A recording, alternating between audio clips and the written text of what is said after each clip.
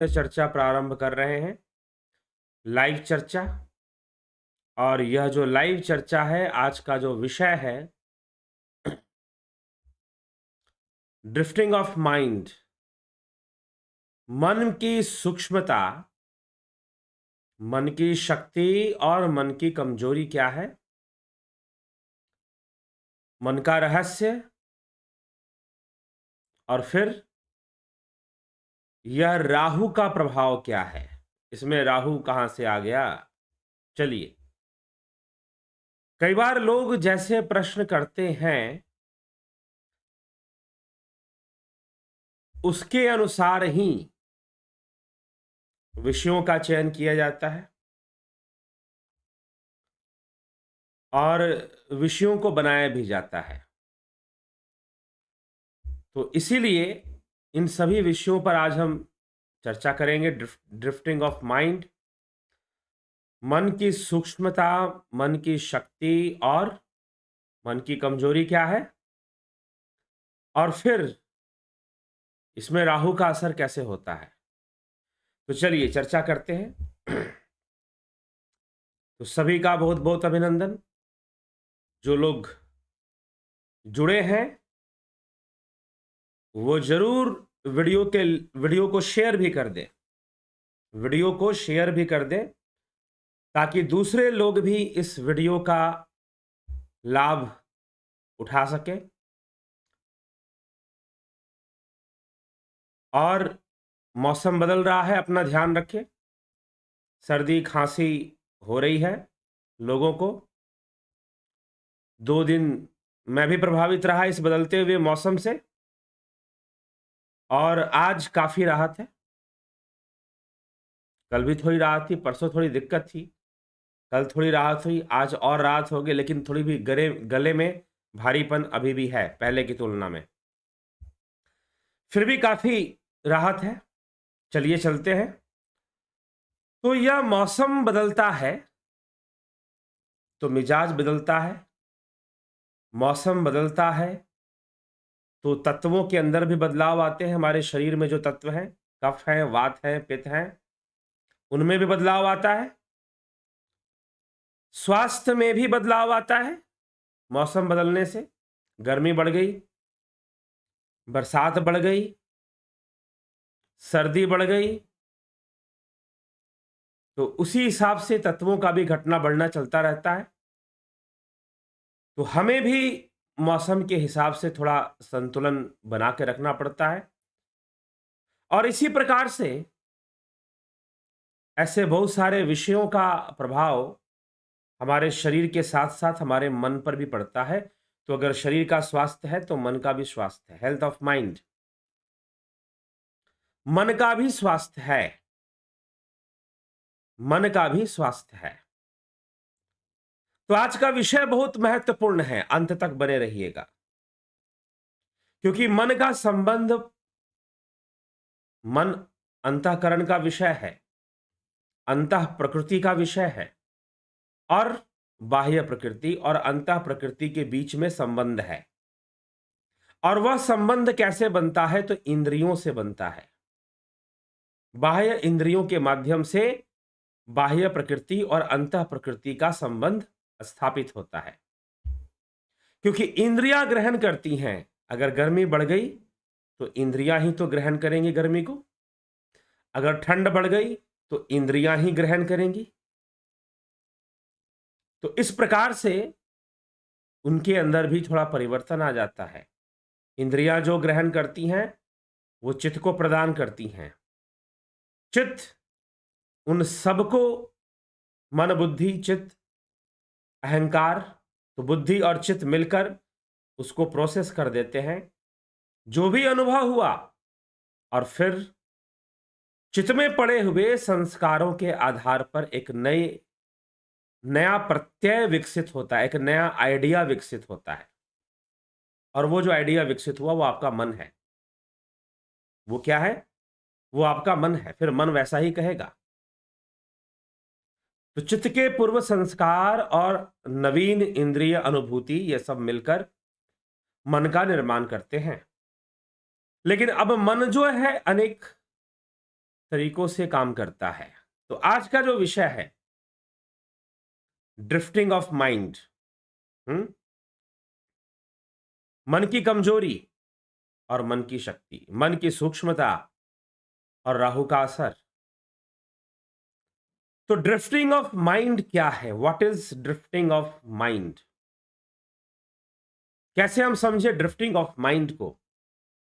तो ड्रिफ्टिंग मतलब घूमना। हम्म घूमना क्या मतलब? राउंड में घूमना? जी नहीं, घूमने का मतलब किसी एक स्थान से दूसरा स्थान, दूसरे से तीसरा, घुमक्कड़, रैंडमली घूमना। हाँ, फिर भी लिंक तो बनेगा, लेकिन फिर भी वो रैंडम होगा और उसका कोई टारगेट नहीं होगा, कोई एंड नहीं होगा। तो मन कई बार घूमता है। कब घूमता है और क्यों घूमता है? एक छात्र, उसकी समस्या है। उस छात्र की समस्या है, स्टूडेंट है, बेचारा पढ़ाई करना चाहता है। पढ़ाई कर कर, कंपटीशन क्लियर कर कर सरकारी नौकरी चाहता है। सरकारी नौकरी की भूख सबको है। मन में विश्वास है कि सरकारी नौकरी अगर लग गई तो स्टेबिलिटी आ जाएगी, जीवन जो है एकदम सेट हो जाएगा, स्थिर हो जाएगा। ये पता क्या है तुमको जीवन के बारे में? पता नहीं कौन सा दुख कैसे कब पैदा हो, कौन सी अनस्टेबिलिटी कैसे आ जाए सामने, बताना मुश्किल है। अगर ऐसा होता तो फिर कभी कोई सरकारी नौकरी करने वाला दुखी ना होता, सरकारी नौकरी करने वाला कभी आत्महत्या नहीं करता। लेकिन ऐसा दिखता तो नहीं है। कई बार ऐसा दिखता है कि सरकारी नौकरी करने वाला भी बहुत दुखी हो जाता है, बहुत अशांत हो जाता है और कई बार गलत कदम भी उठाता है। तो स्टेबिलिटी इज डिफरेंट थिंग और सरकारी नौकरी कुछ और है। तो हमारे भाई साहब सरकारी नौकरी की तैयारी कर रहे हैं, पढ़ाई कर रहे हैं, लेकिन उनकी एक समस्या है, वो समस्या लेकर मेरे पास आ गए। मैंने सोचा कि इस समस्या की चर्चा सबके साथ की जाए और उनकी सबसे बड़ी समस्या है ड्रिफ्टिंग ऑफ माइंड, मन का घुमक्कड़पन। ड्रिफ्टिंग ऑफ माइंड का मतलब है मन का घुमक्कड़पन। अब बेचारे पढ़ने बैठते हैं, किताब खोलकर बैठ गए, रीजनिंग की बुक ले ली या फिर इतिहास की कोई जनरल नॉलेज, इतिहास की कोई बुक ले ली, पढ़ने शुरू किए, तैयारी शुरू की। अब तैयारी शुरू करते करते मन कहीं भागने लगा। मन में आया कि परीक्षा दूंगा, पास हो जाऊंगा, सरकारी नौकरी लग जाए, सरकारी नौकरी लग जाएगी। अब सरकारी नौकरी लग गई, अब माता पिता कहेंगे शादी कर लो। मैं मना करूंगा कि नहीं, 2-3 साल बाद कर लूंगा, कुछ पैसे इकट्ठे हो जाएं। लेकिन अगर जबरदस्ती करेंगे तो फिर कर ही लूंगा। अरे अच्छा, नहीं तो चलो, मुझे तो वो लड़की पसंद है, एक लड़की मुझे पसंद है, अपने कॉलेज की, नौकरी जैसे लगेगी उसे प्रपोज कर दूंगा और उससे उसका हाथ मांग लूंगा कि भाई मेरी सरकारी नौकरी लग गई है, तो मुझसे शादी कर लो। हो सकता है मान जाए, और अगर नहीं मानी तो फिर क्या करूंगा? नहीं मानी तो फिर देखूंगा क्या हो सकता है, फिर तो बड़ी दिक्कत हो जाएगी, मेरा मन बड़ा उसमें लगा हुआ है। तो कैसे भी उसे मनाने की कोशिश करूंगा। नहीं मानी तो चलो फिर देखूंगा, हो सकता है माता पिता अच्छी लड़की ढूंढ ले, और अगर ना मिली तो क्या करूंगा फिर? लेकिन माता पिता को दहेज भी चाहिए। अब भैया किताब कहाँ गई? किताब कहाँ गई जो खोल के बैठे थे? घंटा बीत गया, बंदा बैठा हुआ है पढ़ाई करने के लिए, कंपटीशन की तैयारी करने के लिए, किताब खोल रखी है जनरल नॉलेज की, जनरल स्टडीज की, करंट अफेयर्स की, इतिहास की, हिस्ट्री की, कुछ तैयारी हो जाए। अब पता नहीं मन कहाँ कहाँ घूम रहा है। तो कभी मन ऐसे सोचने, उसने बताई अपनी कहानी बताई, तो कभी तो ऐसा हो जाता है कि मैं पढ़ते पढ़ते मेरा दिमाग चला जाता है, मैं एग्जाम दूंगा, पास हो जाऊंगा, नौकरी लग जाएगी, फिर शादी की बात आएगी, फिर जो है माता पिता शादी करना चाहेंगे, फिर मैं रोकूंगा, नहीं तो मैं अपने पसंद की लड़की से शादी करूंगा। मैं अपने कॉलेज की एक लड़की को बहुत पसंद करता हूँ, उसको प्रपोज, अब लगा मन, मन तो भैया यहाँ से वहाँ से यहाँ जंप करते जा रहा है, करते जा रहा है, करते जा रहा है। तो कभी इस ओर जंप कर जाता है, तो कभी नीचे की ओर जंप कर जाता है। मैं पूछा नीचे की ओर कैसे जंप करता है? मैं पढ़ने बैठता हूँ और जैसे ही मैं पढ़ने बैठा, दिमाग में आएगा फिर वही वही बात वहीं से शुरू होनी है, पढ़ाई और एग्जाम से। एग्जाम दूंगा, नहीं पास हुआ, नहीं पास हुआ, मेहनत बेकार गई, इतना पैसा लगा दिया घर का इतना पैसा लगा दिया, तैयारी की, पास नहीं हुआ, करूंगा क्या फिर गांव में जाऊंगा, खेती बाड़ी करूंगा? नहीं नहीं नहीं, मैं तो भाग जाऊंगा, कहीं दूर चला जाऊंगा, मुंबई चला जाऊंगा या हिमालय में चला जाऊंगा, कहीं भाग जाऊंगा, मैं यहां नहीं रहूंगा। बार बार 2 बार से एग्जाम दे रहा हूं, क्वालिफाई नहीं कर रहा हूं, इस बार तो करना है, इस बार तो सरकारी नौकरी कैसे भी चाहिए, इस बार तो कैसे भी करना ही है, इस बार तो होना चाहिए। नहीं हुआ तो फिर क्या मुंह दिखाऊंगा माँ बाप को? अरे उसको प्रपोज कैसे करूंगा जिससे मैं शादी करना चाहता हूं? फिर तो मेरी अच्छी शादी भी नहीं होगी, कोई अच्छी लड़की मुझसे शादी नहीं करेगी, क्या सारी जिंदगी कुंवारे बीत जाएगी क्या? सुसाइड कर लूंगा, अगर इस बार एग्जाम नहीं क्लियर हुआ सुसाइड कर लूंगा, कभी अपने माँ बाप को चेहरा नहीं दिखाऊंगा। और रही बात इस शहर में, तो कभी लौट के आऊंगा नहीं। देखता हूं नहीं हुआ क्वालिफाई, तो क्या करूंगा? तो नीचे की तरफ सोचना शुरू कर दिया, घंटा बीत गया, बंदा बैठा था पढ़ने के लिए, बैठा था पढ़ने के लिए कि कुछ पढ़ाई हो जाए, तो कभी इधर सोचने लगा, कभी उधर सोचने लगा, कभी इधर से उधर जंप कर गया और कहानियां बनाते गया, एक के बाद एक के बाद एक के बाद एक विचारों को जोड़ता गया, प्लानिंग होती रही और पता नहीं कहां से कहां चला गया। कभी शादी कर ली उसने, कभी घर बसा लिए उसने, तो कभी संन्यास ले लिया, जाके आश्रम में कहीं बैठ गया, नहीं तो कभी आत्महत्या कर ली, तो कभी कुछ, तो कभी कुछ, तो कभी सोचने लगा कि अगर इस बार नहीं हुआ, इसी कमरे में, जिस कमरे में मैं परीक्षा की तैयारी करता हूं, इसी कमरे में पंखे से लटक के खत्म हो जाऊंगा। यहां तक भी सोच गया। अब पता नहीं मन कहां से कहां, this is called drifting of mind.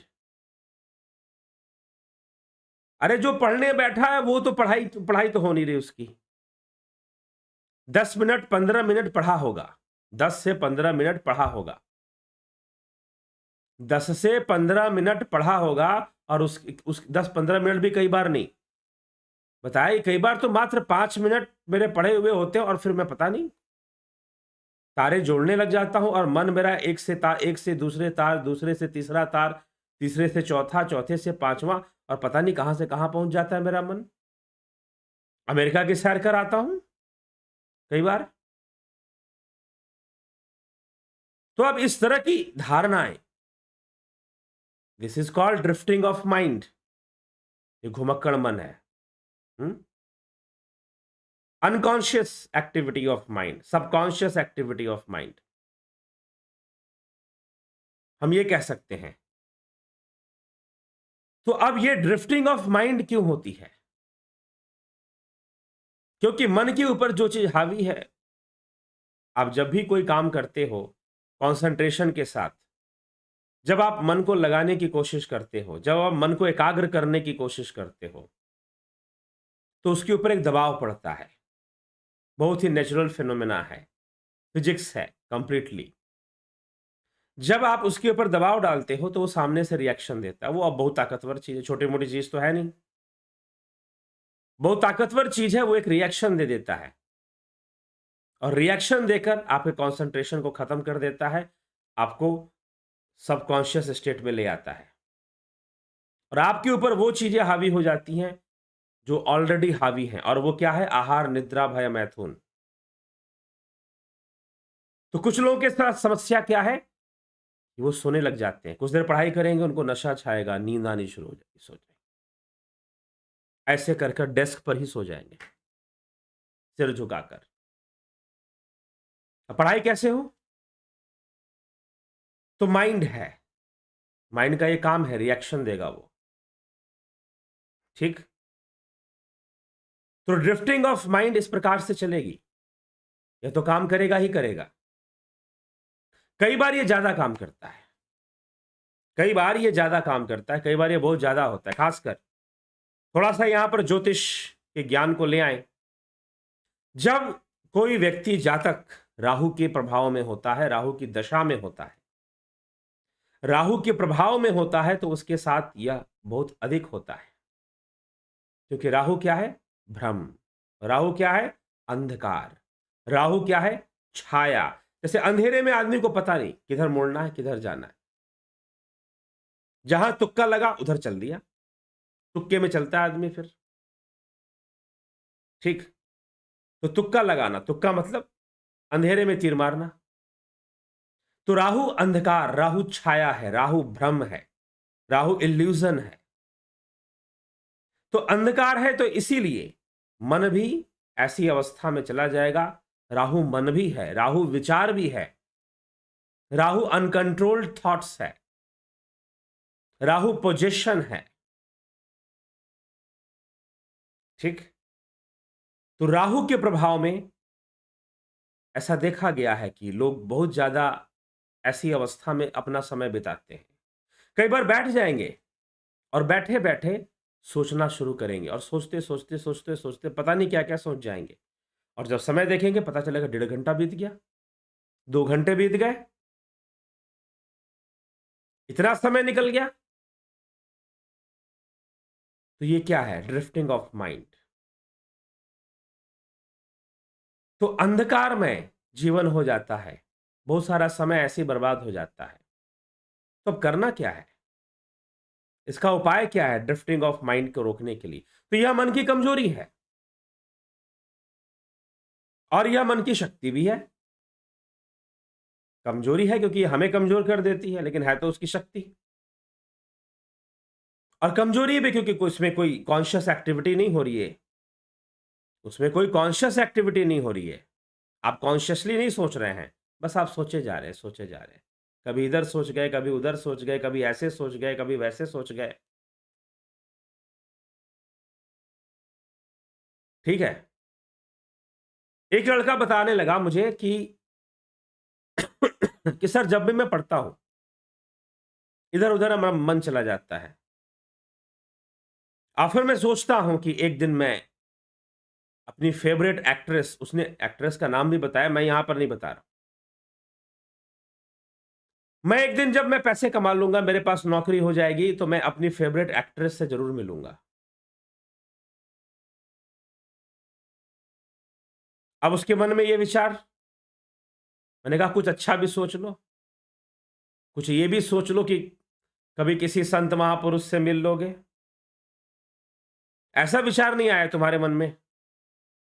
उसने कहा कि नहीं, ऐसा तो नहीं आता, फिल्में देखते हैं जो अच्छे लगते हैं, तो सोच लिया उनके बारे में। तो this is called drifting of mind. तो ये ड्रिफ्टिंग ऑफ माइंड है। माइंड ऐसे घुमक्कड़पन उसके अंदर है। तो this is not a conscious activity, this is subconscious activity और ऑलमोस्ट अनकॉन्शियस एक्टिविटी। तो आप अपनी कॉन्शियसनेस आपकी एक जगह नहीं रहती है, और आप जो है ऐसे स्टेट में चले जाते हैं जहां पर मन बहुत कुछ सोचे जाता है, और वहां पर वो कॉन्शियस एक्टिविटी नहीं रह जाती है। क्योंकि पढ़ाई करना एक कॉन्शियस एक्टिविटी है, पढ़ाई करना एक कॉन्शियस एक्टिविटी है।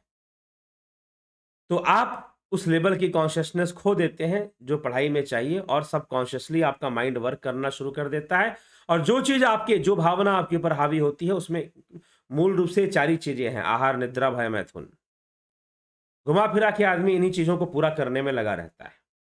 पढ़ाई भी कर रहा है बहुत कुछ, तो इन्हीं चीजों को पूरा करने में लगा रहता है। जीव है, जीव की यही वृत्ति है।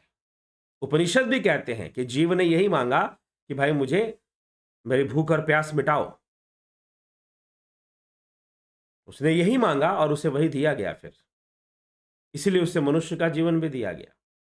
तो ये तृष्णा, ये वृत्ति उसके अंदर रहती है, और यह माइंड इस प्रकार से घूमता रहता है, और वास्तव में जो एक कॉन्शियस एक्टिविटी होनी चाहिए थी, जो पढ़ाई लिखाई होनी चाहिए थी, वो ना होकर कुछ और होने लग जाती है,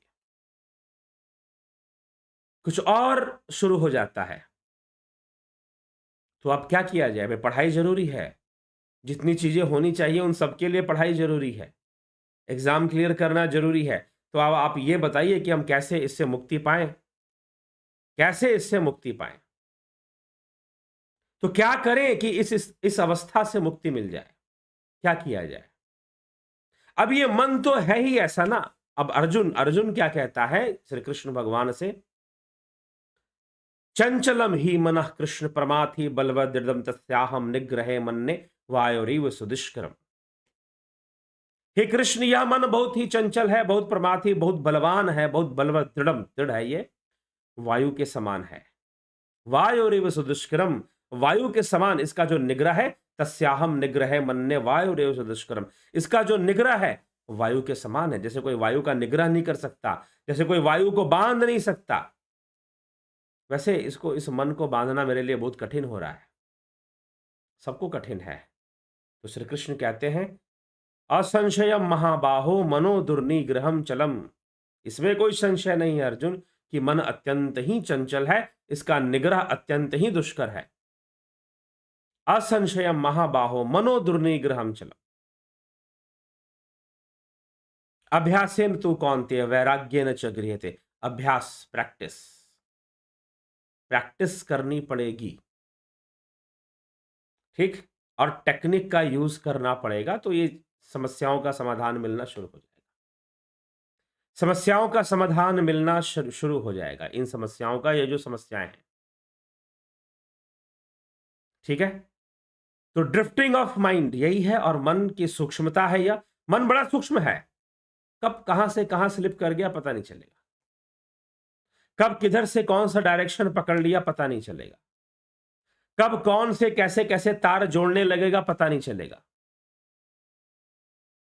ठीक है। और हम पता नहीं कहां से कहां पहुंच जाएंगे, और वास्तव में जो हमें काम करना चाहिए था वो तो हम कर ही नहीं पाएंगे। वास्तव में जो हमें काम करना था वो तो हम कर ही नहीं पाएंगे, हम कुछ और ही करने लगे, और हमारा समय बहुत बर्बाद हो जाता है। फिर इस काम में हमारा समय बहुत बर्बाद हो जाता है, बेचारे छात्र परेशान। तो कई छात्रों को ये प्रॉब्लम है, कई स्टूडेंट्स को जो पढ़ाई लिखाई करते हैं और जो कुछ अच्छा करना चाहते हैं पढ़ाई लिखाई के द्वारा, तो उनको ऐसी समस्याएं आती हैं, तो वो पूछते हैं फिर इस प्रॉब्लम का क्या सॉल्यूशन है, क्या समाधान है? तो मन की कमजोरी समझ लो। जो भी तुम्हारा शत्रु है, अगर तुम उसकी कमजोरी को जानते हो, जो भी तुम्हारा शत्रु है यदि तुम उसकी कमजोरी को जानते हो तो उसे पराजित कर सकते हो। तो मन की कमजोरी है निरंतरता, अभ्यास। अगर आप अभ्यासी हो और आपको ये बात पर विश्वास है कि अगर मैं प्रयास में लगा रहूंगा तो मुझे एक ना एक दिन सफलता मिलेगी, तो मन को किसी चीज की आदत डालनी पड़ती है। उसे इस बात से मतलब नहीं है क्या गलत है और क्या सही है, जो आदत पड़ गई पड़ गई।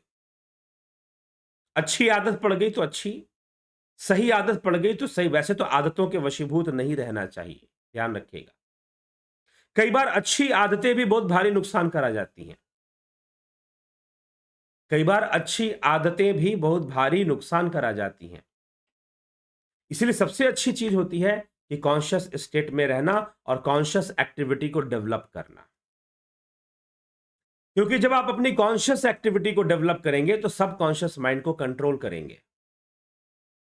कुछ लोग कहते हैं कि सबकॉन्शियस माइंड की पावर को बढ़ाओ, use the power of subconscious mind. No, you can't use the power of subconscious mind because it is subconscious and using is the conscious activity. अंतर समझ रहे हैं? वर्ड्स को पकड़ रहे हैं? ये कितना बड़ा इलॉजिक है कि use the power of subconscious mind. It is a very illogical fact because using is a conscious activity. So how you will use the subconscious? आप सबकॉन्शियस को यूज नहीं कर सकते, वही आपको यूज करता रहेगा हमेशा। हाँ, आप जब भी उसे कंट्रोल करेंगे तो अपनी कॉन्शियस एक्टिविटी को बढ़ाना पड़ेगा।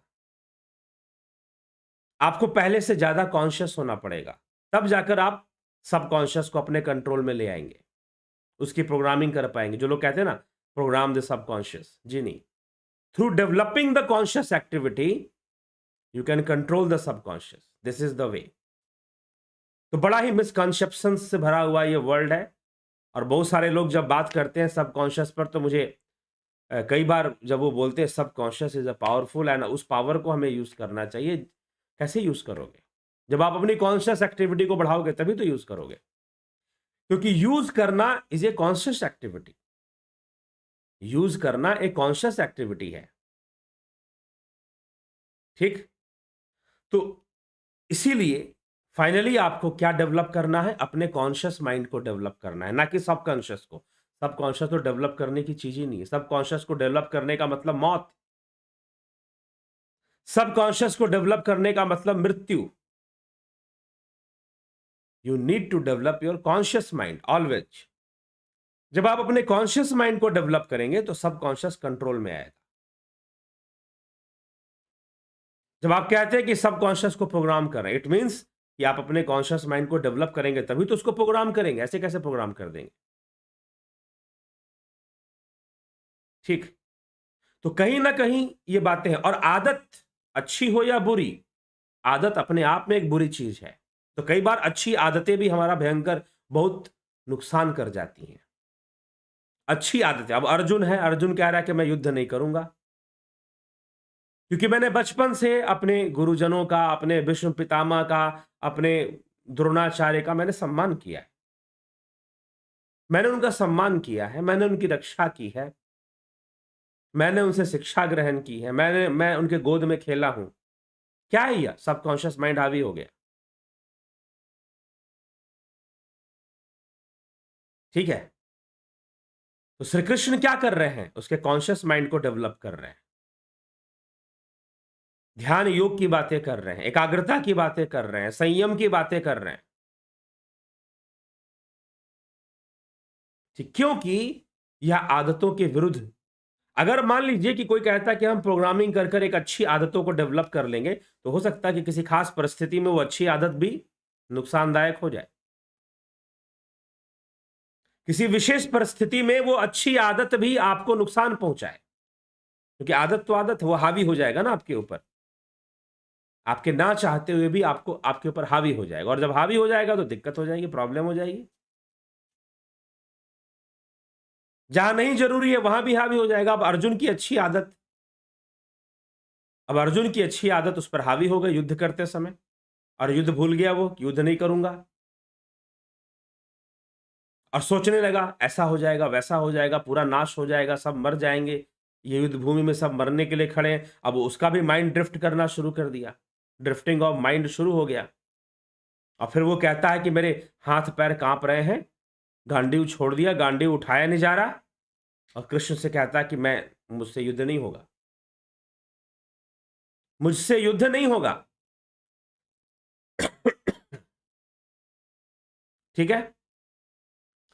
तो ये समस्या अर्जुन रख देता है, और कृष्ण समझाना कर शुरू करते हैं कि तुझे ये नपुंसकता कैसे प्राप्त हो गई इस समय यह नपुंसकता कैसे प्राप्त हो गई भाई? ठीक। और उसे इसी बात से फिर समझाने की प्रक्रिया शुरू हो जाती है। तो जिज्ञासुओं, यही विषय है, हमें भी सचेत रहने की जरूरत है। और इसको रोकने के लिए क्या करना है? एक प्रैक्टिस करने की जरूरत है। मैं बता रहा हूं आपको प्रैक्टिस कैसे करनी है। प्रैक्टिस कैसे करनी है? तो आपका जो मन है ना, आप उसे सोचने के लिए स्वतंत्र छोड़ो कुछ समय के लिए। दिन में 20 मिनट का टाइम निकालो, 20 मिनट, 20 मिनट। उन छात्रों को भी मैंने बता दिया कि 20 मिनट का टाइम निकालो, और अपने मन भैया को बोलो कि मन तू सोच, क्या सोचना चाहता है, जा, जहां जाना चाहता है जा, छोड़ दो उसको कि जा भैया क्या सोचना है, सोचो। तो थोड़ा सा टाइम दे दो उसको सोचने के लिए, फ्री कर दो उसके, जो वो करना चाहता है करने दो उसको। और तुम साक्षी भाव से, दृष्टा भाव से बस देखते रहो कि मन क्या क्या कह रहा है, कहाँ कहाँ घूमना चाहता है, कहाँ कहाँ जाना चाहता है। बस एक साक्षी भाव रखो, देख लो, देखते रहो, फिर देखोगे कि वो घूमना फिरना बंद करना शुरू करेगा।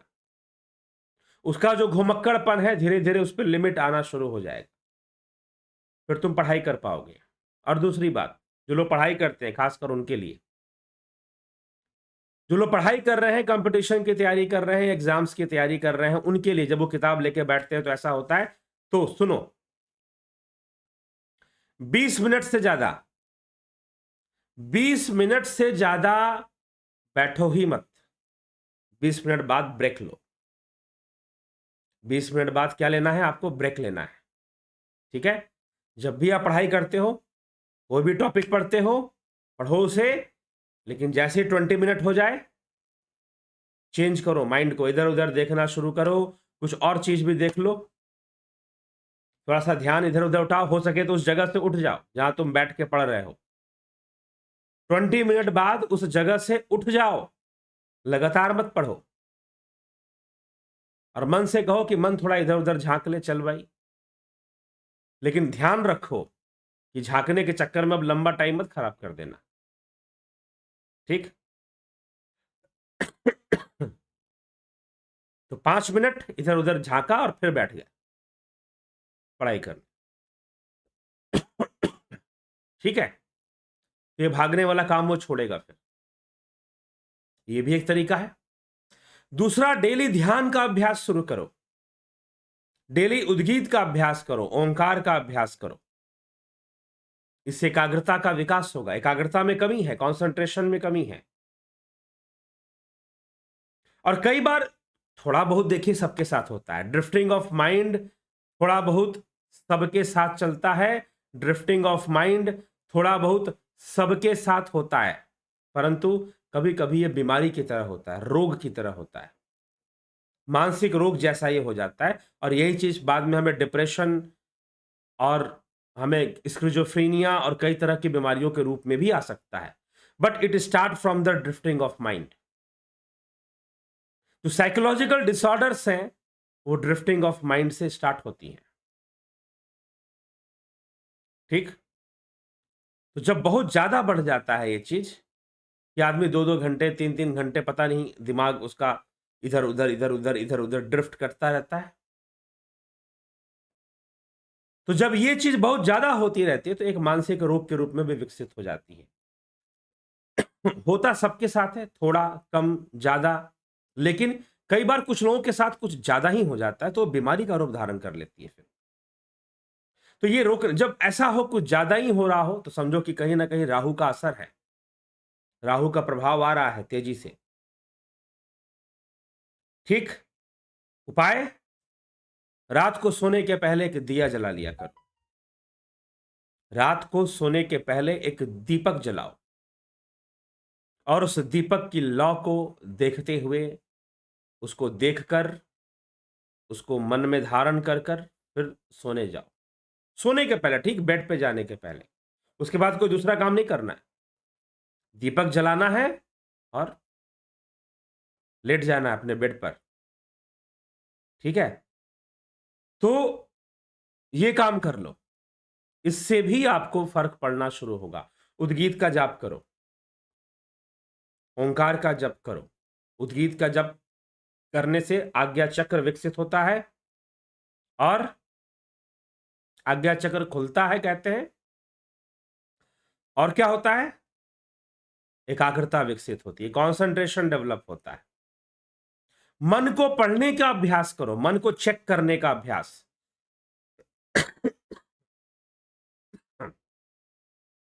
शुरू में थोड़ा ये कठिन है, लेकिन जब बार बार मन को चेक करने की आदत डालोगे तो एक प्रैक्टिस में आ जाएगा कि मन को चेक करना, भैया मन ये सोच क्या रहा है, मन में कौन से विचार आ रहे हैं, मन में कौन से ख्याल आ रहे हैं, कौन सी चीज हावी हो रही है।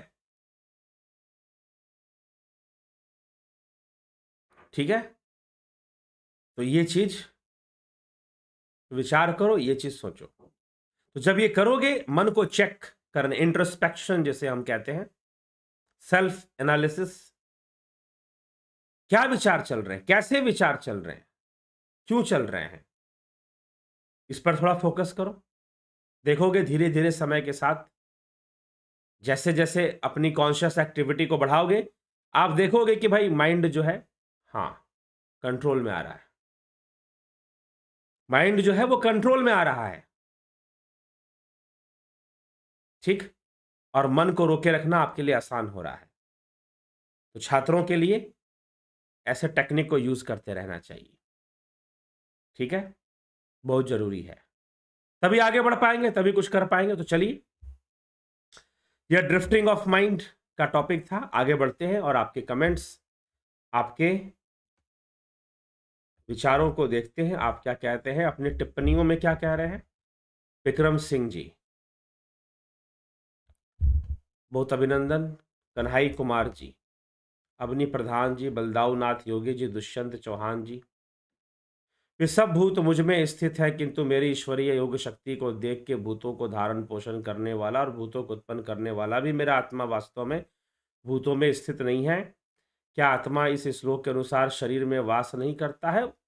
वास करते हुए भी वास नहीं करता है, क्योंकि उसका कोई इंटेंशन नहीं है, वो भावनात्मक विषय नहीं है, वह भावगत नहीं है। वह भूतगत है लेकिन भावगत नहीं है, ठीक। तो इसीलिए भावनात्मक ना होने के कारण और शरीर का अस्तित्व, इंद्रियों का अस्तित्व, सब कुछ भावनात्मक है। इंद्रियों की सत्ता भावनात्मक सत्ता है, भावनाएं उत्पन्न करती हैं, भावनाओं से ही सब कुछ चलता है। लेकिन आत्मा भावातीत है, तो वह होते हुए भी नहीं के बराबर है, ऐसा कहा जाता है, ठीक है। तो है तो जरूर, सर्वव्यापी है। तो जब वो सर्वव्यापी है तो फिर शरीर में कैसे नहीं है? फिर शरीर छूटने पर शरीर से क्या बाहर निकलता है? जीव बाहर निकलता है। ये कितने बार, ना जाने इस चैनल पर कितनी बार रिपीट हो चुकी है ये बात। आप पीछे के वीडियोस देखिए। जीवात्मा का जीव बाहर निकलता है। जीव अलग चीज है, आत्मा अलग चीज है, ठीक। जीव भी आत्मा के उसी से चल रहा है, परंतु आत्मा के सकाश से ही चल रहा है। परंतु जीव कर्म संस्कारों का बंधन है, अंतःकरण है। आत्मा अंतःकरण के परे, कर्म संस्कारों के भी परे है, लेकिन सर्वगत है। सर्वगत, सर्वभूत गुहाशय है आत्मा, आत्मा के लिए कहा गया है। गोपाल शर्मा जी, रामनिवास मीना जी, भीम सिंह मीना, कमलेश खरनार जी, बलवंत सिंह गोहिल जी, रमेश पेशवानी जी, गंभीर शाह, निशु चौहान, शिव ओम तत्सत, रूपलाल विश्वकर्मा, स्मृति रस्तोगी, चितरंजन बरुआ, सविता नायक, ज्योति दत्ता, गौरव, ठीक है, विक्रम सिंह एंड गौरव, कोटि कोटि नमन। ज्ञावली शर्मा, श्याम सुंदर शर्मा, ब्रह्मपाल कुमार जी, बहुत अभिनंदन। शिव हरिओम तत्सत, योगेंद्र पंडित, रोमेश चोपड़ा, श्याम सुंदर शर्मा, नरेश सिंगला, पंकज रघुवंशी, उषा श्रीवास्तव जी, श्याम सुंदर शर्मा जी, शिव। ज्ञान को फैलाने में सभी मित्र भाई बहन लाइक शेयर करें, योगदान शुभ कार्य में अवश्य करें, जरूर करना चाहिए। माधुरी कोले जी, बहुत बहुत अभिनंदन। गणेश पवार जी, अर्जुन चौहान जी, गोपाल शर्मा जी, गुरु जी, चित्त के संचित संस्कारों को ही सत्य समझकर व्यक्ति उसका अनुसार कर्म करता है। क्या इन संचित संस्कारों को ही संचित कर्म मानना चाहिए? कृपया प्रकाश डालें। नहीं, संचित कर्म जिनका फल नहीं मिला, संचित कर्म जिनका फल नहीं मिला, ठीक ना। संस्कार और कर्म में थोड़ा अंतर है। गुरु जी, प्राचीन समय में जो ब्रह्मास्त्र, पशुपास्त्र, सुदर्शन चक्र, ये सब हथियार कहाँ चले गए हैं? इनका वर्णन, ये तपोबल से प्राप्त होते थे, मन की शक्ति से, एकाग्रता से प्राप्त होते थे, ठीक है। अभी भी हो सकते हैं, वैसी एकाग्रता का विकास करो। देवराम सिरवी जी, सतीश कुमार जी, AK भट्ट, राम प्रकाश, AK भट्ट, नैऋत्य कोण के मकान पर राहु का क्या प्रभाव पड़ता है? विकट प्रभाव पड़ता है, ठीक है। नैऋत्य कोण के मकान का क्या मतलब है, पहले ये बताइए। नैऋत्य कोण के मकान पर राहु का क्या प्रभाव पड़ता है? नैऋत्य कोण के मकान पर राहु का क्या प्रभाव पड़ेगा, आप ही बताएं। ठीक, तो राहु का विकट प्रभाव पड़ता है, इसलिए नैऋत्य कोण को बंद रखना चाहिए। क्या रखना चाहिए? नैऋत्य कोण को बंद रखने का प्रयास करना चाहिए, वजनदार बना के रखना चाहिए। ये एक अलग विषय है, वास्तु से संबंधित, वास्तु और ज्योतिष से संबंधित विषय हो गया नैऋत्य कोण का। ठीक, संदीप अरोड़ा जी, नीतीश सिन्हा जी, सरोज कृष्णानी, अर्नव, समंता, स्मिता सावंत। उद्गीत से नींद भी शांत और गहरी आती है। जी हाँ, क्वालिटी ऑफ नींद बढ़ जाएगी। उद्गीत का अभ्यास करने से क्वालिटी ऑफ जो स्लिप है वो डेवलप कर जाएगी। संदीप अरोड़ा जी, गुरु जी किसी भी जातक की जन्म कुंडली के बारे में सब ज्योतिष अलग अलग तरह से प्रिडिक्शन क्यों करते हैं? कोई अच्छा बताता है तो कोई बुरा, इतना भेद क्यों है? ऐसा तो नहीं होना चाहिए, मुझे तो नहीं लगता कि इतना भेद आएगा। ठीक है, इतना भेद आएगा ऐसा तो नहीं होना चाहिए। ठीक है, हाँ ये हो सकता है कि ज्योतिष का अपना इंटेंशन और अपना फोकस पॉइंट क्या है। तो कई बार ज्योतिष जो है वो राहु के किसी खास भाव या किसी खास ग्रह के ऊपर ज्यादा फोकस करते हैं, कुछ किसी और फोकस करते हैं, कुछ मटेरियल वर्ल्ड पे ज्यादा फोकस करते हैं, कुछ आध्यात्मिक रूप से ज्यादा फोकस करते हैं। तो जब मटेरियल वर्ल्ड पे ज्यादा फोकस करेंगे तो फिर वो उसी के हिसाब से प्रेडिक्शन करेंगे। लेकिन कई बार क्या होता है कि जब आप अपने जीवन बदल देते हो तो बदलाव आने के कारण ग्रहों में भी बदलाव आ जाएगा, ग्रहों के परिणामों में भी बदलाव आना शुरू हो जाता है। मान लीजिए कि किसी आदमी को कंगाल होना है और उसने संन्यास ले लिया। ठीक है, तो अब कंगाल उसे हम नहीं कह सकते क्योंकि उसने तो संन्यास ले लिया। तो ऐसी कई चीजें होती है, कई कॉम्बिनेशन, कई बातें होती हैं, और ज्योतिष बोलने वाला ज्योतिष, उसका अपना अनुभव क्या है, उसका अपना दृष्टिकोण क्या है। वास्तव में ज्योतिष एक अध्यात्म विद्या है। तो मैं आपसे यही सलाह दूंगा कि जब भी आप किसी ज्योतिष के पास जाते हैं तो आप साथ में यह भी देखें कि क्या वह ज्योतिष महोदय थोड़ा सा आध्यात्मिक भी है कि नहीं, थोड़ा सा अध्यात्म को भी महत्व देते हैं कि नहीं। ठीक है, तो हर एक कुंडली में एक ग्रहों का संतुलन बनता है, ऐसी बात नहीं है। कहीं ना कहीं किसी परिस्थिति में, किसी ना किसी रूप में, जो खराब से भी खराब ग्रह है वो अच्छा फल दे सकता है विशेष परिस्थितियों में। ठीक है, समझने की आवश्यकता है, जानने की आवश्यकता है। तो प्रिडिक्शन अलग अलग होगा, ऐसा तो मुझे नहीं लगता। ऐसा पता नहीं आपको ऐसा अनुभव में आया होगा, मुझे तो आज तक ऐसा अनुभव में नहीं आया है। ठीक, जो जानकार लोग हैं, जो जानते नहीं हैं, वो अलग अलग बातें कर सकते हैं। हाँ लेकिन ठीक है, अलग अलग ज्योतिषों का फोकस पॉइंट अलग अलग हो सकता है। कोई किसी विशेष बात पर फोकस करके बातें बताए, और आप जैसा प्रश्न करो। आप जिस टॉपिक पर, आप शादी के बारे में जानना चाहते हैं, आप कैरियर के बारे में जानना चाहते हैं, आप आय के बारे में जानना चाहते हैं, आप धन के बारे में जानना चाहते हैं, आप रोग ऋण के बारे में जानना आप किसके बारे में जानना चाहते हैं तो आप जैसा प्रश्न करेंगे उसके अनुसार वो बताएंगे। लेकिन फिर भी ऐसा हो सकता है कि अब किसी किसी विषय पर कुछ कुछ लोग जो है विवाह के संबंध में बहुत अच्छा प्रेडिक्शन करते हैं, कुछ लोग कैरियर के संबंध में अच्छा प्रेडिक्शन करेंगे, कुछ लोग भाग्य के संबंध में, कुछ लोग व्यक्तित्व के संदर्भ। तो उनका अपना भी एक, उनके ऊपर जो ग्रहों का प्रभाव होता है वो भी साथ में चलता है। ठीक है, चलिए। अर्णव समंता जी, गुरुजी, मृत्यु के बाद आत्मा कहाँ रहती है? आत्मा सर्वव्यापी है। ठीक, जीव कहाँ रहता है?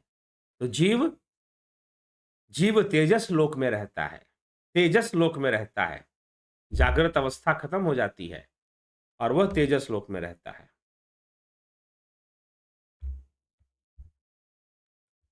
ठीक, आत्मा शरीर को छोड़ती है, आत्मा वाली कोई बात ही नहीं है, जीव जीव वाली बात है। जीवात्मा या जीव कहिए, तो जीव छोड़ता है, बिल्कुल जीव छोड़ता है, क्योंकि शरीर उसके प्रयोग का रह नहीं जाता। शरीर प्रयोग का नहीं रह जाता तो जीव त्याग देता है इसे। ठीक है, जीव ही त्यागता है, शरीर जीव को त्यागता है ऐसा नहीं, जीव शरीर को त्यागता है। ठीक, वासांसी जीर्णानि यथा विहाय नवानि देहानि नरोपराणि। तो वासांसी वैसे कि जैसे हम पुराने वस्त्रों का त्याग कर देते हैं, फटे हुए वस्त्रों का त्याग कर कर नूतन वस्त्र धारण करते हैं, वैसे ही जीव देही इस देह को छोड़कर नूतन देह को धारण करेगा, नवीन देह को धारण कर लेगा। चलिए गौरव, जब मैं पढ़ने बैठता हूं तो मेरा मन अगर भटक जाता है तो मैं उससे लंबे समय के लिए खो जाता हूं, कृपया हल बताइए। बताए तो चर्चा हो गई, चर्चा हो गई। 20 मिनट से ज्यादा ना पढ़े, कुछ अभ्यास करें, 20 मिनट का समय निकाले दिन भर में, मन को फ्री छोड़े, जा भाई जहां जाना है जा। ठीक है, नहीं तो पढ़ाई करने के पहले, पढ़ाई शुरू करने के पहले एक बार मन को छोड़ो, जाओ भाई कहां जाते हो। आपको पढ़ाई करना है ना, उसके पहले आप ये 20 मिनट का प्रैक्टिस करो, छोड़ दो, देखो कहां जा रहा है, देखो बस कहां भाग रहा है। जलाराम राय जय श्री कृष्ण। सुनील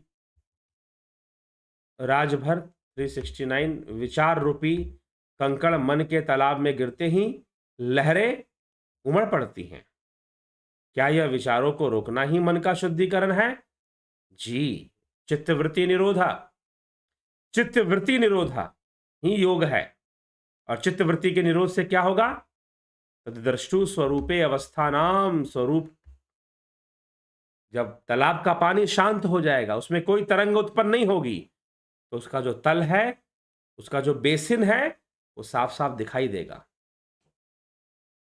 वो साफ साफ दिखाई देगा फिर।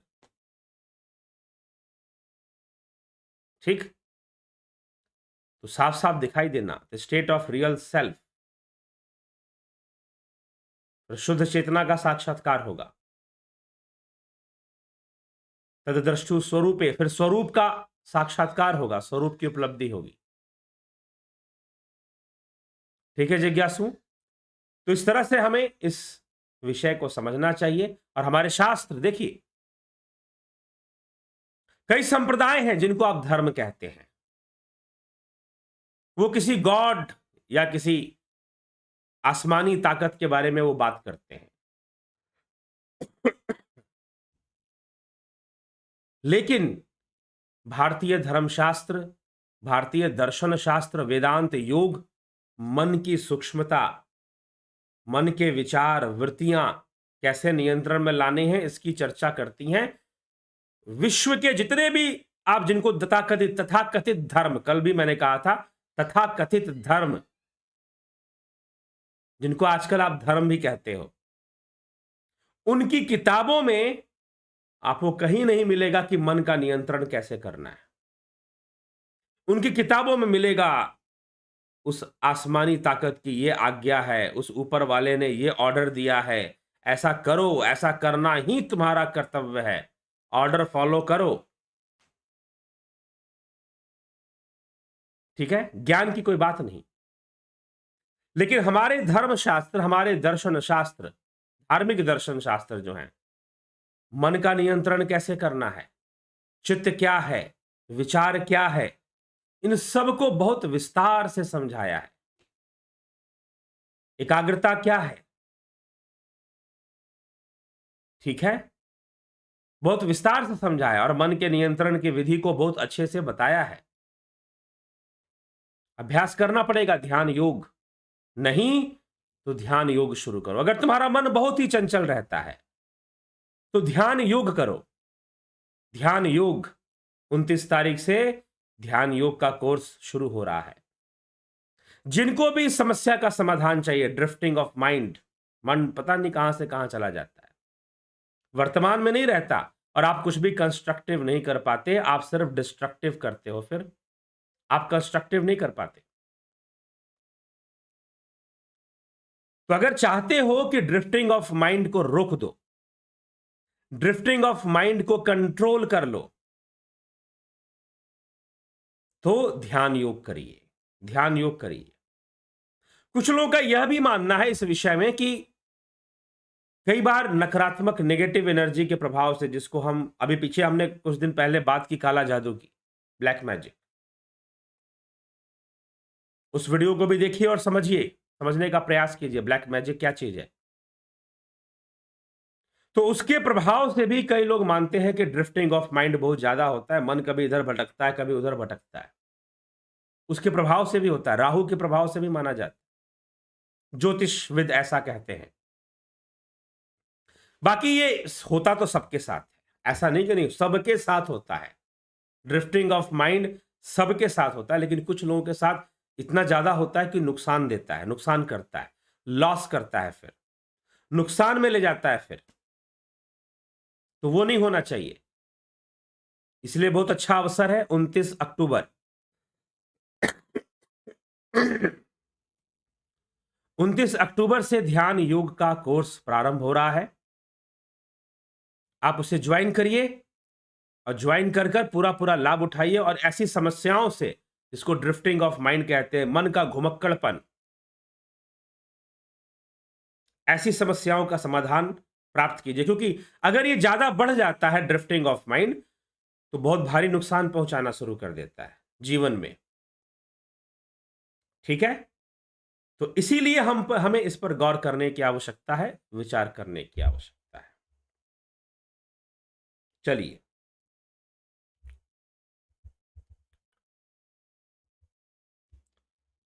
Spiritual with scientific proof. क्या श्री कृष्ण भी योगेश्वर होने से पहले हमारी तरह मनुष्य थे, या प्रारंभ से ही योगेश्वर थे? कहां लिखा हुआ है? कृष्ण ऐसा कुछ कह रहे हैं? वो तो कह ही रहे हैं कि भाई यदा यदा ही धर्मस्य ग्लानिर्भवति भारत। ठीक, सत्य यह है कि जो आप पहले थे अब वो हो नहीं। ठीक है, जो आप पहले थे अब वो हो ही नहीं, तो अब आप जो हो वो आपकी एक अलग अवस्था है, आप उसी अवस्था में हो। तो इसका उत्तर तो गीता में ही श्री कृष्ण ने दे दिया है। श्रीमद् भगवद गीता सुनिए।